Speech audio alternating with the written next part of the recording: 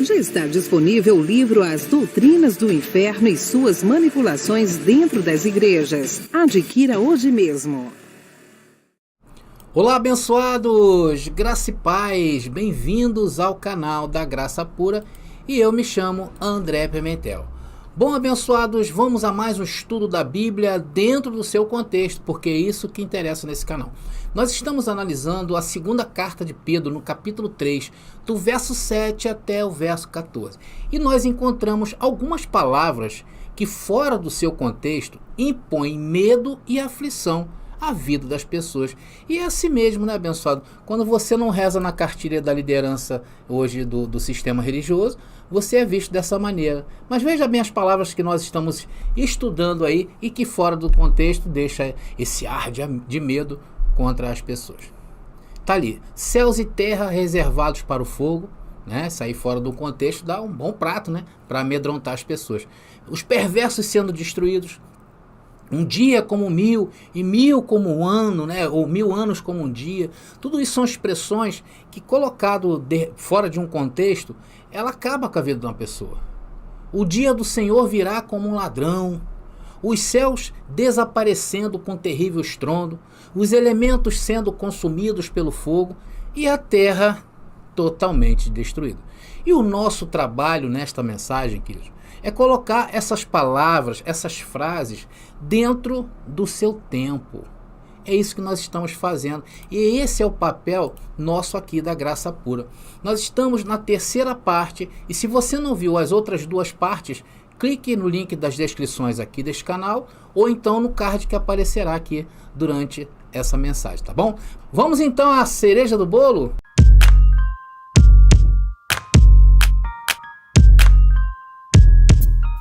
Hoje nós vamos continuar analisando qual era a intenção de Pedro ao escrever essa escatologia. Então vamos na segunda carta de Pedro agora, no versículo 10. Vamos ler.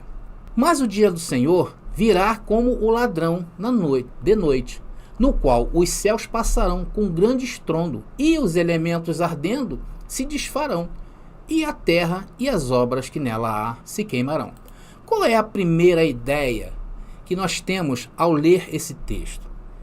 Nós olhamos para os dias de hoje, não é verdade? Isso naturalmente acontece. Claro que depois de um tempo, quando você é ensinado a pensar a Bíblia diferente, você já não pensa assim. Mas, a princípio, nós olhamos para versículos iguais a este, a gente imagina catástrofes, não é? Para os dias de hoje.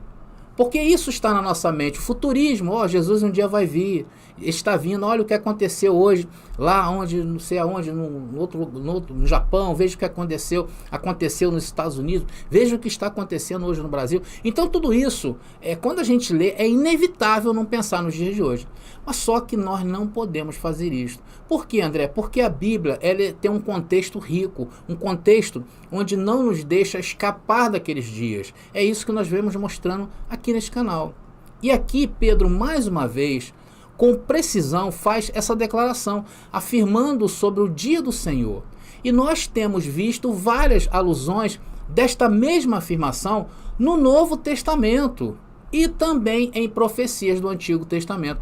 Por isso que, ao deparar-se com textos iguais a este que indicam o futuro, nós precisamos ir no passado bíblico para descobrir no presente que Pedro está escrevendo o futuro que ele está predizendo ali. Isso tem uma história, isso não saiu da cabeça de Pedro, está dentro de um contexto. E geralmente quando profecias tinham essa declaração, vinha algo, e neste caso aqui seria o quê? O dia da fúria do Senhor. E como já vimos anteriormente, não é a fúria do Senhor para esses dias, tá? Quando ele fala do ladrão na noite, ele está usando a mesma declaração que Jesus fez quando disse isso aqui, em Lucas capítulo 12, versículo 40. Lucas capítulo 12, versículo 40, que diz: portanto, estáis vós também apercebidos, porque virá o Filho do Homem a hora que não imaginais. E quem é que não avisa quando virá? Um ladrão na noite, né? Claro que outras coisas também. Mas dentro desse contexto aí, você vai ver porque eu estou falando isso, era o ladrão na noite. Então a vinda do Senhor, ela está linkada como se fosse alguém que chegaria de madrugada e que ninguém estivesse esperando. Esse era o ladrão na noite. para isso, Jesus advertia os seus discípulos a vigiar. E Pedro está fazendo a mesma coisa aqui. Mateus capítulo 24, versículo 43, mais aí um versículo que vai dar base para nós. Está dizendo ali: mas considerai isto, se o pai de família soubesse a que vigília da noite havia de vir o ladrão, vigiaria e não deixaria minar a sua casa. O que esse texto aí, meus queridos, está implicando? Que a sua própria vinda seria furtiva e inesperada, como um ladrão na noite. E Paulo também falou sobre isso. Então vocês vejam que o espírito que havia dentro assim, dos discípulos, né, a confiança era que aqueles últimos dias era para aquela geração, era para aqueles dias, estava à mão, né, como diz, estava à mão. Vamos ver Paulo falando sobre isso? Está lá em 1 Tessalonicenses, primeira carta de Paulo aos Tessalonicenses, capítulo 5, versículo 2, que diz: vocês sabem perfeitamente que o dia do Senhor vem como um ladrão à noite. E lá em Apocalipse, João revela o ladrão na noite. Apocalipse capítulo 16, versículo 15. Era Jesus falando: eis que venho como ladrão.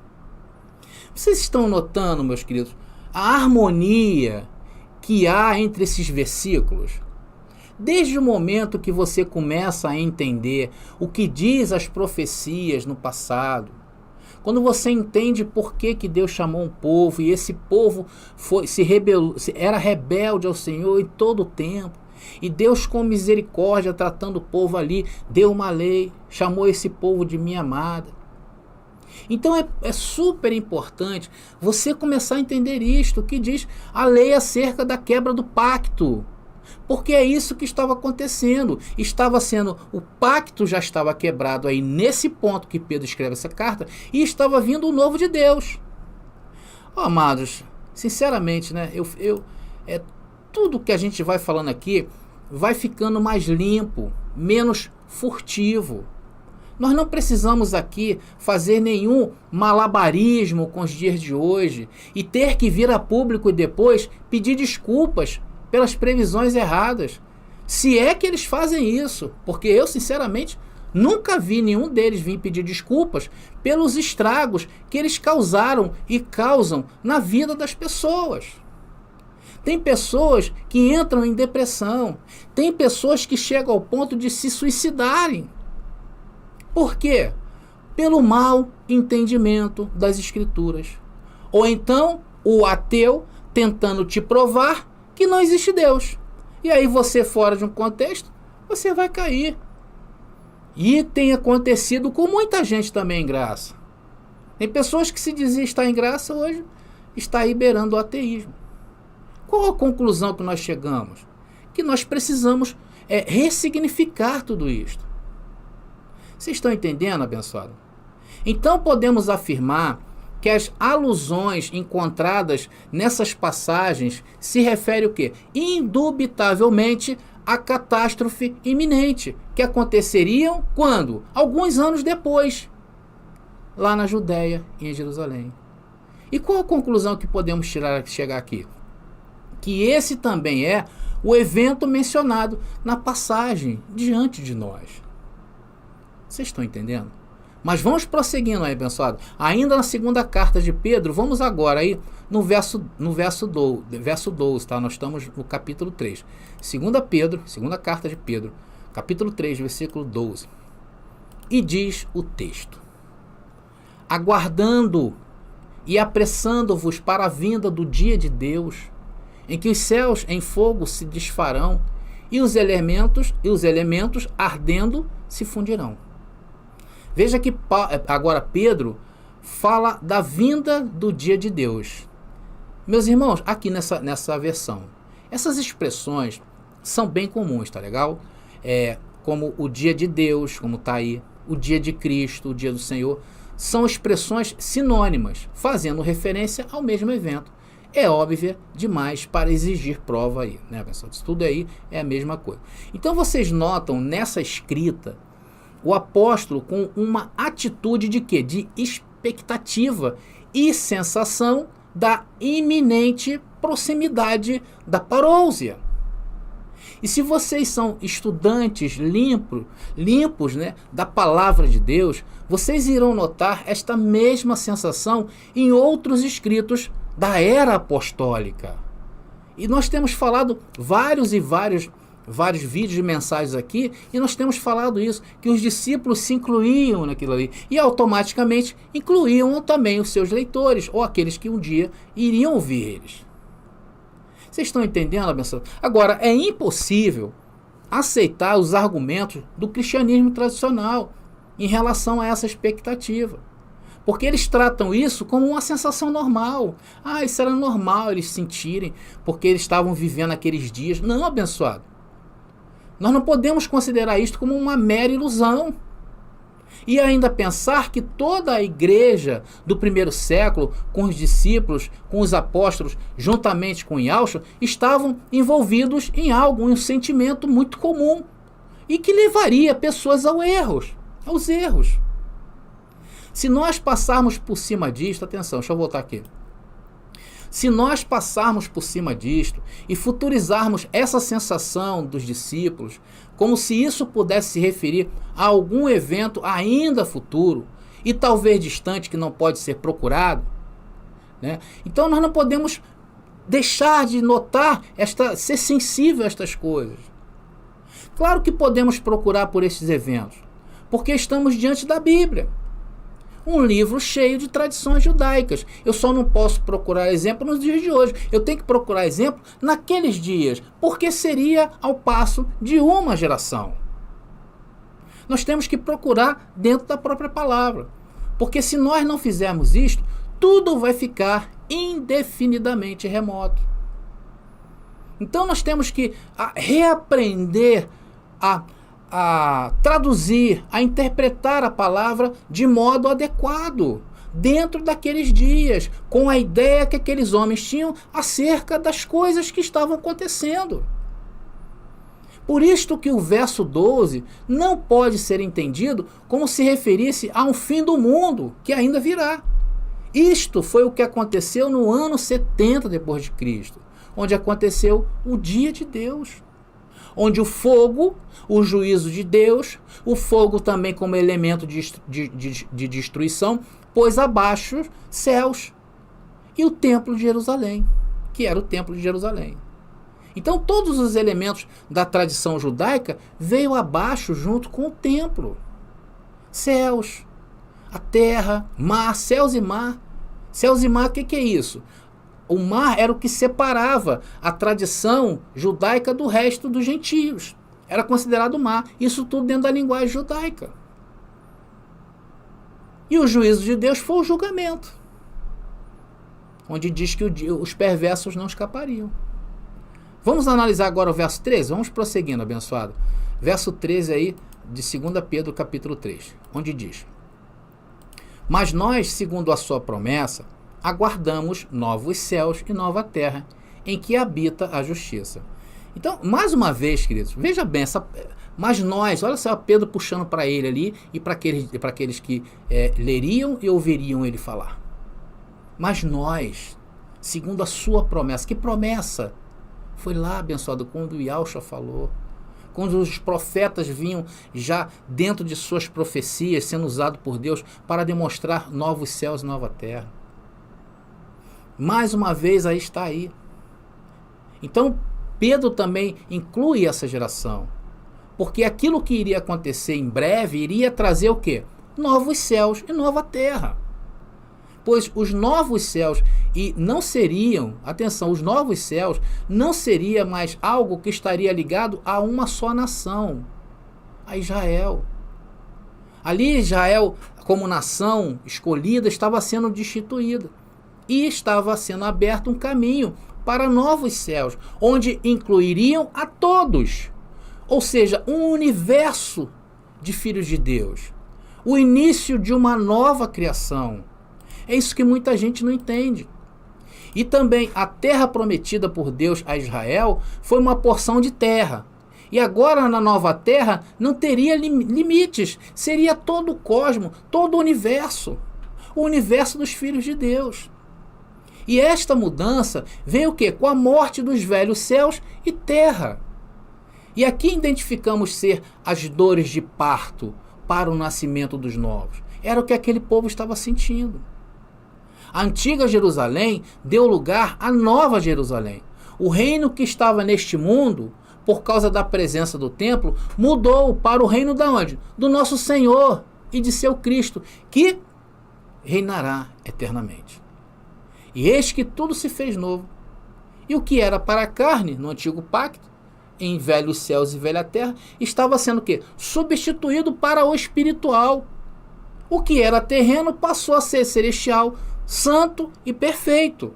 Por isso que Paulo, em suas cartas, falava sobre essa perfeição. E aqui havia sim uma promessa, desde o Antigo Testamento.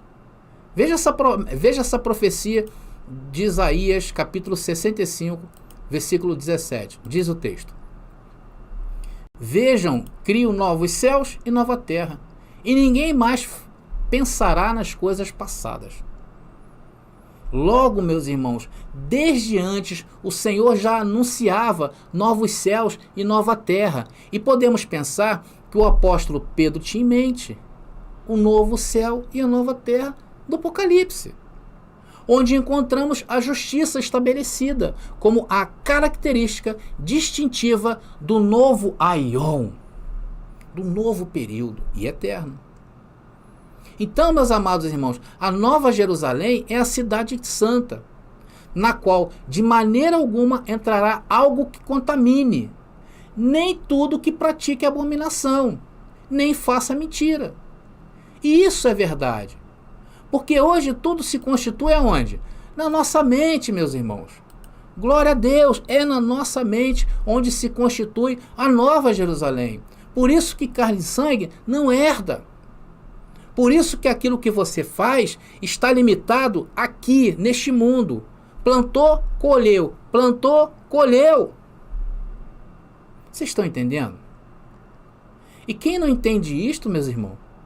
Quem não entende isto que nós estamos falando aqui, está escravizado pelo sistema religioso. Agora, para terminar, meus irmãos, mais uma parte, um outro ponto bastante sensível, tá? Que é a escrita, não somente de Pedro, como de todos os apóstolos, quanto à necessidade de ser o quê? Diligente. Vamos ver o verso 14 agora, da segunda carta de Pedro, capítulo 3, versículo 14. Vamos lá. Diz o texto: Por isso, amados, aguardando estas coisas, procurai que dele sejais achados, imaculados e irrepreensíveis em paz. Então, essa exortação indica claramente a expectativa da parousia à mão, rápido, como um raio, ali na virada da próxima esquina. E essa proximidade é um motivo para diligência, preparação para encontrar o Senhor. Não é a morte que está prevista aqui, mas para ser encontrada pelo Senhor, observando, como diz a palavra, né? Com seus lombos cingidos e suas lâmpadas acesas. Como Jesus falou essa parábola, não é verdade? Bom, abençoados, nós estamos chegando aí ao fim dessa mensagem, né? Hoje foi bem rápido, foi bem esclarecedora. E nós vamos falar ainda, eu tenho aqui mais algumas coisas para falar, vou mostrar para vocês aí, tá? Por exemplo, ainda tenho para falar isso aqui, olha. Porque muitos naqueles dias abandonaram o caminho da salvação. Por que muitos naqueles dias abandonaram o caminho da salvação? Quais os motivos que os irmãos tinham para abandonar a Cristo naquela época? Eu vou mostrar isso na próxima aí, se vocês quiserem também, tá? Depois tem ali, ó, a importância, essa é muito importante isso aí, saber disso aí. A importância da citação de Pedro a Paulo. Pedro não faz um elogio ao apóstolo Paulo. E isso aí hoje contribui para nós afirmarmos que a parousia aconteceu naqueles dias. Então, esse simples elogio mostra, meus irmãos, mostra muita coisa e você vai entender isso aí na próxima mensagem aí. E é claro, né, abençoados, eu só vou trazer essa mensagem se vocês aí quiserem, tá bom? Se vocês quiserem que eu traga a última parte dessa mensagem, deixe nos comentários aí, para a gente fechar essa série com chave de ouro, tá bom? Deixe nos comentários aí. Tá legal, abençoado? Bom, então estamos chegando ao fim de mais uma rica mensagem, onde nos mostra a cada dia que estamos o quê? No caminho certo. No caminho da ressignificação da vinda do Senhor. Como já fizemos em temas como inferno, diabo, demônios, né? Como passamos a limpo a questão de jejuns, a questão de ceia, a questão de trindade. Então tudo isso é o quê? Uma ressignificação. E é muito importante você que é cristão hoje estar acompanhando isso. Porque vai fazer você mudar e pensar de forma diferente sobre o cristianismo. Não sobre a batuta do sistema religioso. Porque nós temos mostrado isso aqui, que as suas doutrinas, seus ensinos obedecem a ritos humanos. Tanto que lá quando se faz uma convenção, por exemplo, de ordens, de coisas que vai ser colocado em pauta ou que vai ser colocado em vigor, é assim, quantos aí querem que seja assim? Aí todo mundo vai, eu quero que seja assim. Então eles com aquele contexto fora, o texto fora do contexto, eles dizem, não, que tudo que o homem ligar na terra será ligado no céu, e tudo que o homem desligar na terra será desligado no céu. Então, em cima desse anacronismo, eles criaram aí suas doutrinas. Por isso que quando você fala assim, olha, isso aí não é bem assim, aí eles logo te ameaçam, né? Olha que você vai pro fundo, nos quintos dos infernos, mas eles nem sabem o que estão falando, porque eles aprenderam assim. Então nós estamos descobrindo quantos elementos temos hoje a nosso favor. Hoje nós vimos o que? A segunda carta de Pedro, no capítulo 3, do verso 10 ao verso 14. Nós entendemos que os elementos se desfazendo, era algo pertencente ao universo judaico, e não o universo que o sistema religioso prega hoje.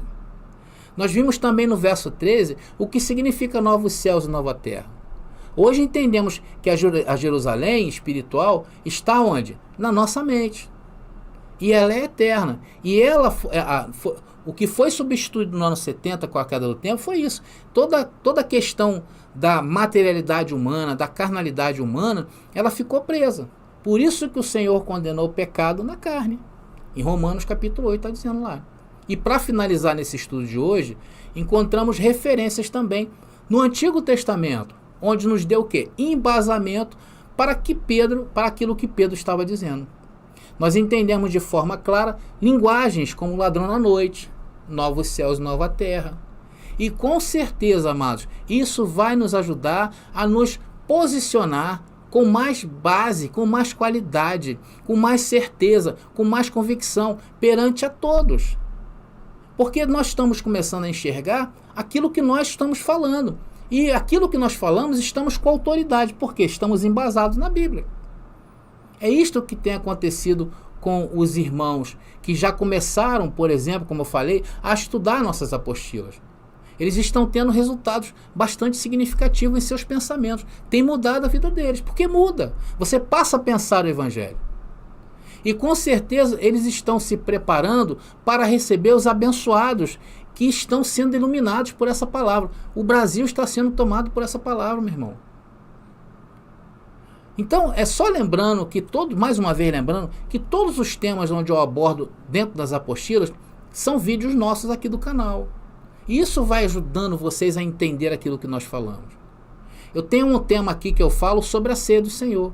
E que a sua duração foi o quê? Até a derrubada do templo.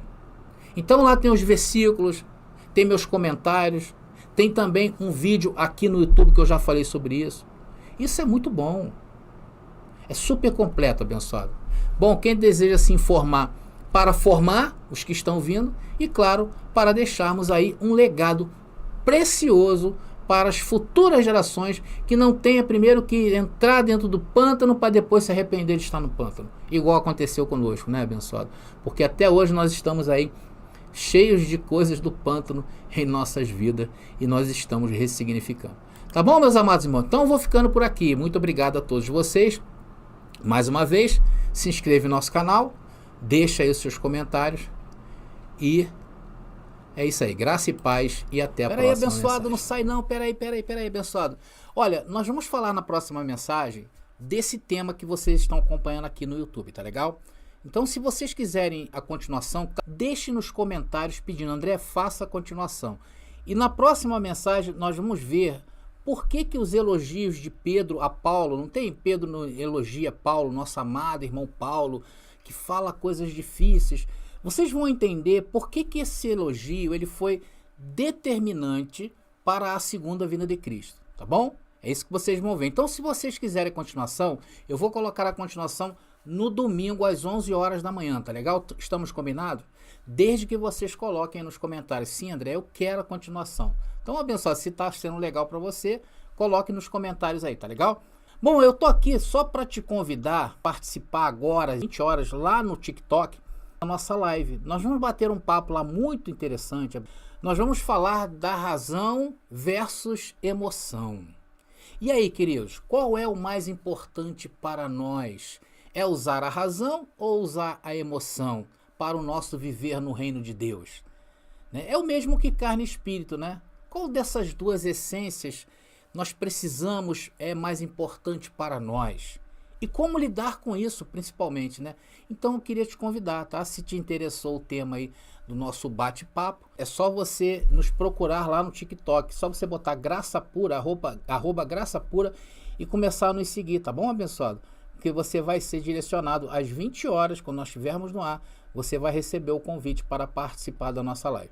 Tá legal? Então estamos combinados? Então, no domingo às 11 horas, para quem deseja a continuação essa carta de Pedro que nós estamos analisando, tá legal? E se você quiser participar da nossa live que vai ter agora às 20 horas lá no TikTok, é só nos seguir lá, canal Graça Pura no TikTok. Vamos lá bater um papo, todo mundo participa, né?